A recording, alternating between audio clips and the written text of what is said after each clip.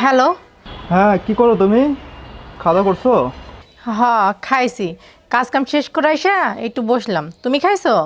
না না, এখনো খাই নাই। আর ডিউটি করতেছে তো। আর আম্মা কই? আম্মা কি করতেছে?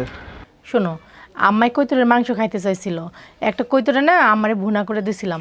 হিডে খাইয়া কই জানি গেছে। উনি তো বাড়িতে থাকে না। তার নাকি বাড়িতে থাকতে ভাল লাগে না। খালি বাড়ি বাড়ি যা ঘুরে বেড়ায়। আজ কয়েকদিন ধরে মার সাথে কথা বলতে পারি না। যখনই ফোন দিই তখনই ঘুমাই, নাহলে আরেক বাড়িতে চলে গেছে।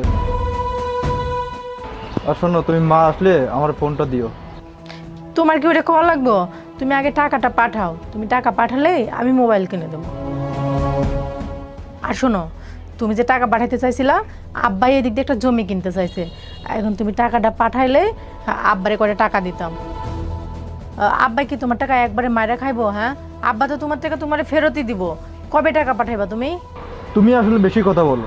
আমি কি কখনো জিজ্ঞাসা করছি যে টাকা দিবে কিনা? আর আমি যত টাকা পয়সা ইনকাম করি, যত কামাইতেছি এখানে, সবই তো তোমারই পাঠাচ্ছি, সবই তো তোমার কাছে দিচ্ছি। তা আমি কি কখনো হিসাব চাইছি যে তুমি টাকা কি করতেছো? হিসাব চাইবে কেন? তুমি আমার কাছে যে টাকা পাঠাও, আমি কি সেই টাকা নষ্ট করি? 1 টাকা থেকে কিভাবে 5 টাকা করা যাব, এই চিন্তায় তো আমি থাকি। আর সারা জীবন কি বিদেশ করে খাইবা? দেশে আইসা তো কিছু একটা করণ লাগবো। এর জন্য আমি টাকা জমায় জমায় রাখতেছি। বউ, আমারও বিদেশ ভালো লাগে না।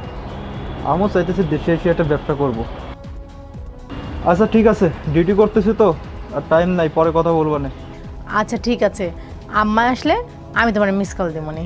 আচ্ছা ঠিক আছে। আচ্ছা রাখো, আল্লাহ হাফেজ।